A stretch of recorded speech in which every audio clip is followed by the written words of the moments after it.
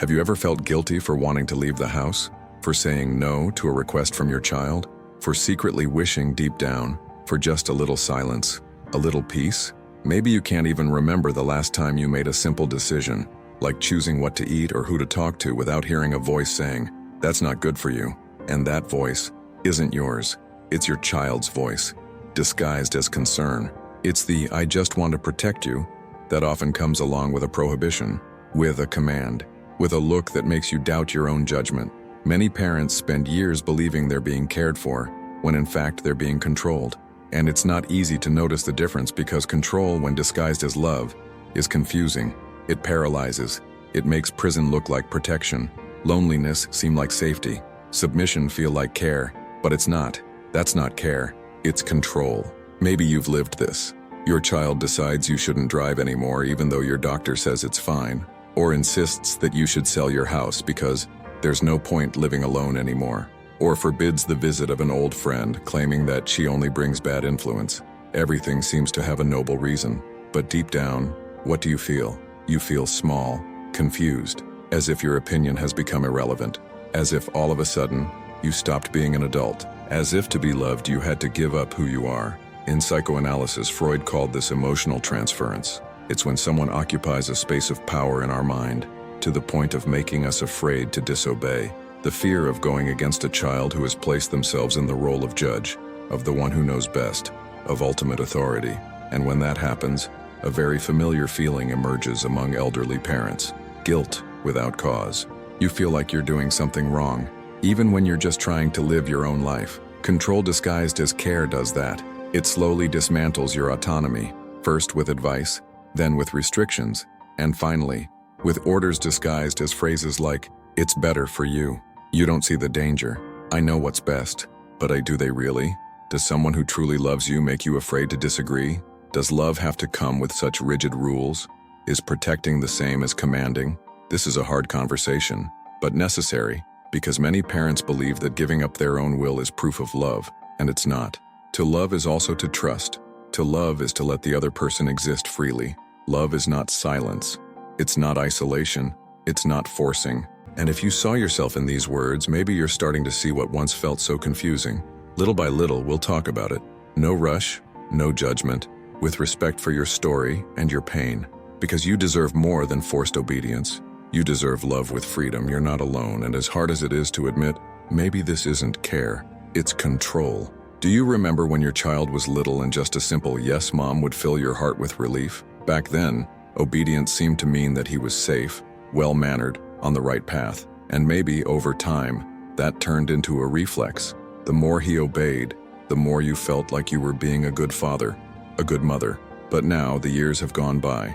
Your child has grown up, and even as an adult, maybe you still expect, without realizing, that he says yes, to prove he loves you, that he accepts your ideas, respects your advice, or at least listens before judging.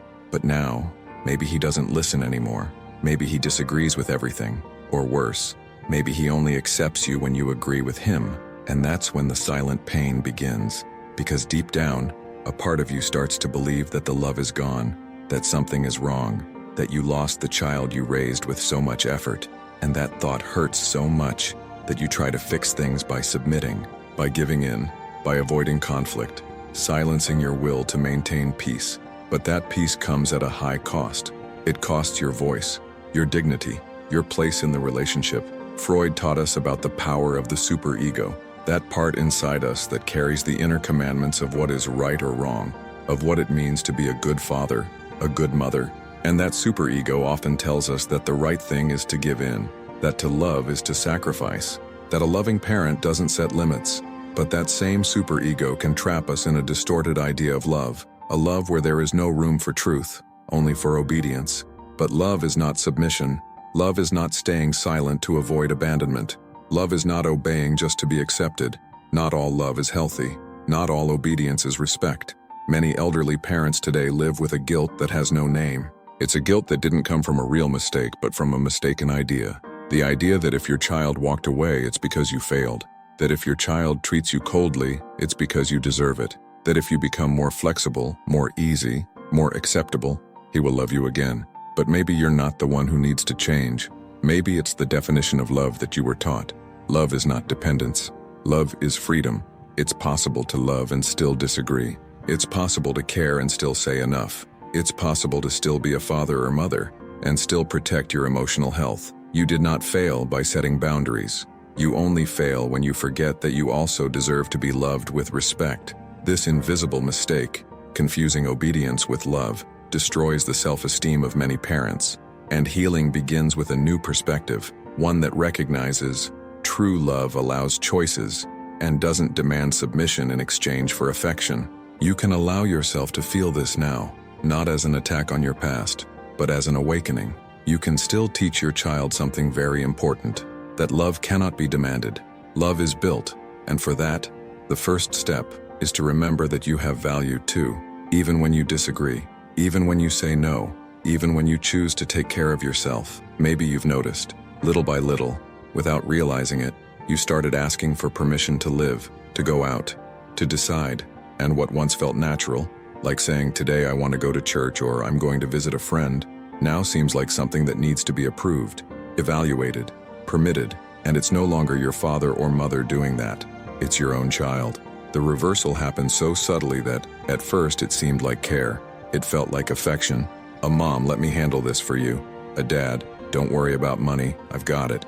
But over time, you notice you've stopped being heard, that your will is treated as stubbornness, that your desires are seen as a lack of sense, as if you've forgotten how to live. This is not protection, it's infantilization, and this reversal is not healthy, because when the child takes on the role of authority, rather than support, they're not just helping, they're placing you in a position of obedience, in a passive role, and that's when the silence begins, the fear of being a burden, the feeling of getting in the way even in your own home. Many parents today live as if they've returned to childhood, but a childhood without comfort, without play, without joy, only rules, restrictions, orders. Freud spoke of repression. What we can't express, we end up holding inside. And this silence, this feeling of being a child in an adult's body, builds up inside you like a weight that has no name, but that presses on your chest every single day. A weight that whispers, "I'm no longer the one who decides my life, but you are still an adult. You still have a voice. And your story doesn't disappear just because someone decided you now need to be guided." This family role reversal, when it happens without dialogue, without consent, wounds deeply, because it destroys emotional autonomy. It creates a dependency disguised as care, where you're only accepted if you follow the rules imposed by someone who should be beside you, not above you. You're not a child, you're a father. You're a mother. You're a whole person. If your child treats you as incapable, even though you are lucid, aware, and wishing to live freely, that's not love. It's power. It's fear disguised as concern. It's control wearing the mask of affection. It may be hard to admit. It may be painful to realize, but that pain is the beginning of healing, because only those who see the prison can begin to look for the key.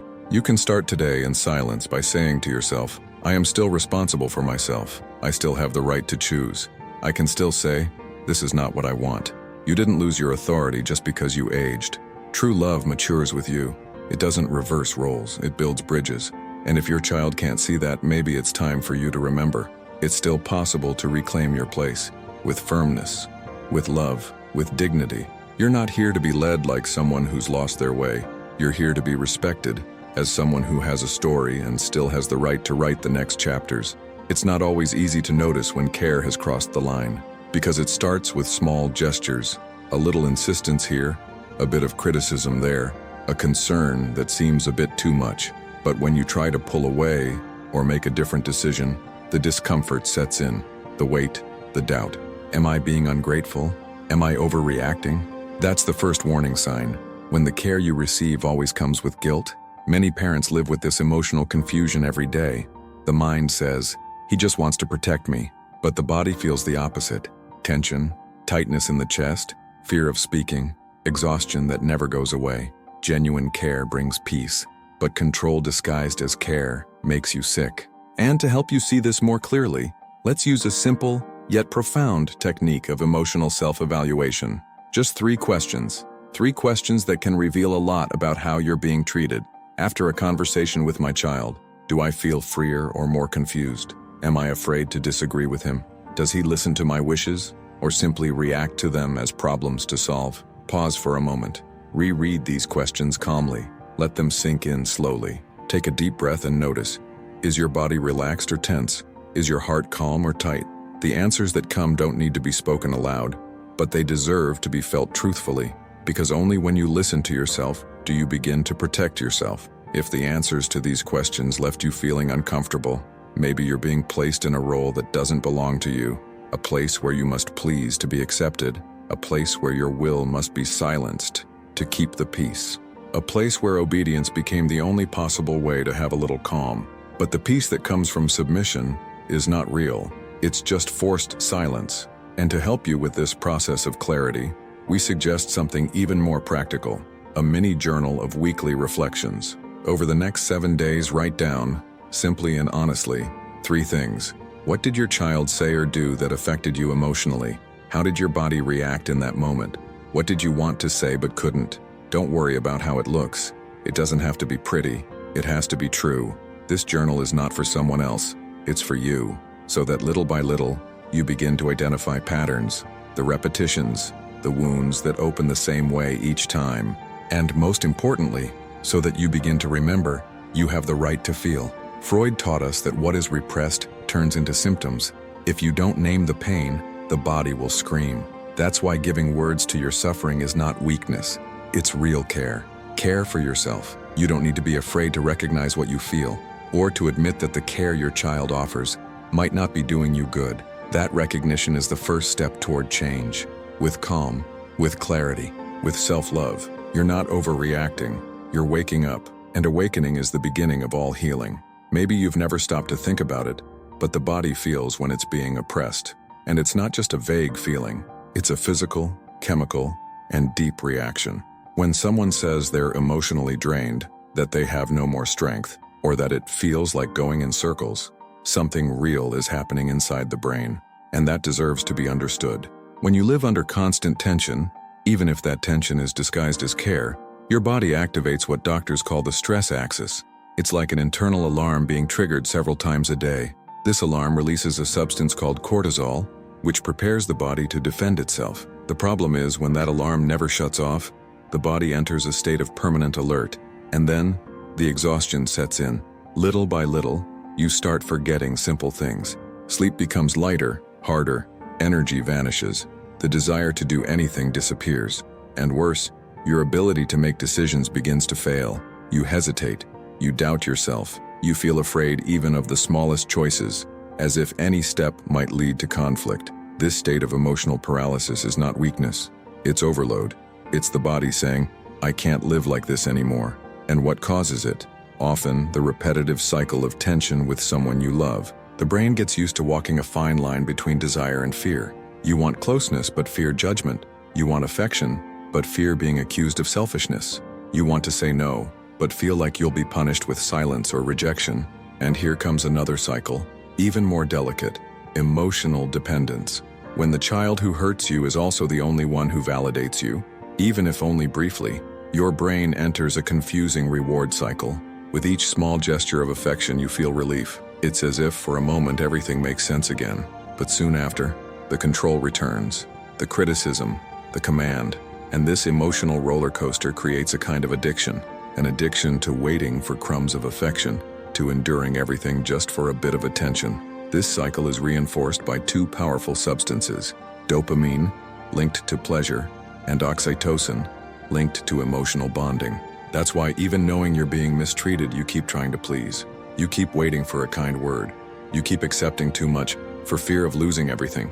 But you weren't born to live in this cycle. You don't have to keep playing this game. Your brain can rebalance, your body can rest again, your mind can regain clarity. But for that to happen, you need to name what's going on. You're not overreacting. What you feel is real. Your body is simply trying to survive what your soul can no longer endure. Maybe it's time to take a deep breath and say to yourself, I don't need to live on alert anymore. I deserve to live calmly. I can start protecting myself. Recognizing the emotional impact of abuse, even when it's disguised as love, is not an act of rebellion. It's an act of deep care. You still have time to break this cycle, to grow stronger, to rest, and most of all, to remember, true love doesn't paralyze. True love sets you free. Mrs. Lucia is 76 years old. She has lived alone for almost a decade since her husband passed away. She has always been a practical, discreet woman, the kind who tidies the house even if no one's coming over.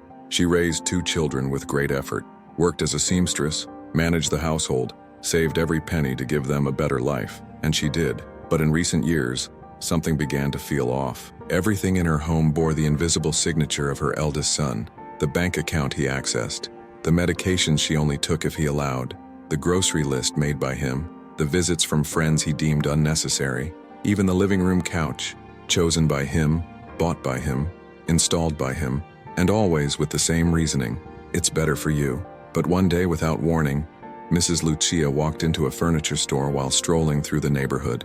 It was a simple couch, but with a small floral pattern that reminded her of childhood. It was comfortable, it was beautiful, it was hers. She didn't ask, she didn't seek approval, she simply bought it. When her son arrived, his reaction was immediate. "You spent money on that? Why? This couch doesn't match anything." Mrs. Lucia didn't reply. She just looked at the new piece, so different from the old one, and said softly, "For the first time, I was the one who chose." That's when she realized she had never really chosen anything for herself. The decisions had always seemed shared, but she never cast a vote. She only agreed. The couch became a symbol of reclaiming, small perhaps to an outsider, but monumental to someone who spent years feeling she needed approval just to exist. This story isn't about furniture, it's about voice, about identity, about the moment a mother says, "I still have desires, and they matter." Freud would say that this moment marked a break from the controlling superego, that internal part that makes us believe we must always give in to be loved.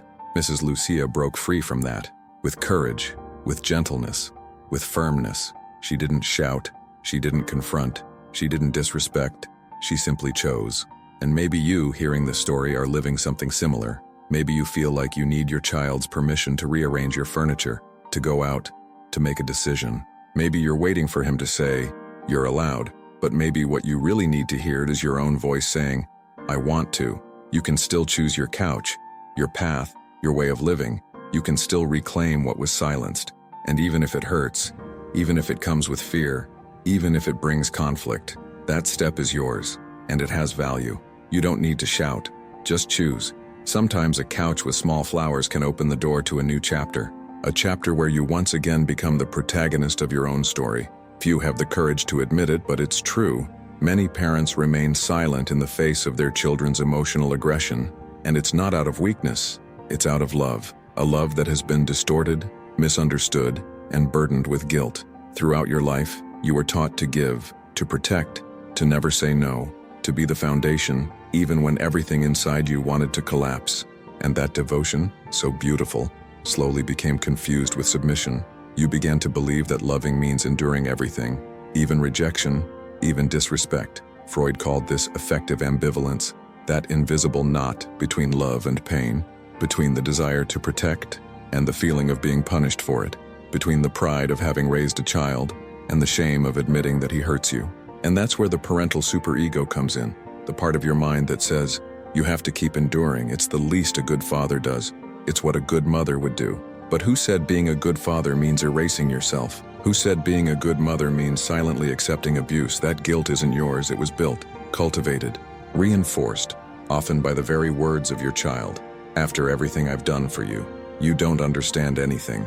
You're being selfish. And with each of those phrases, a part of you shrinks, diminishes, falls silent. But the truth is this: you're not being selfish. You're trying to survive emotionally.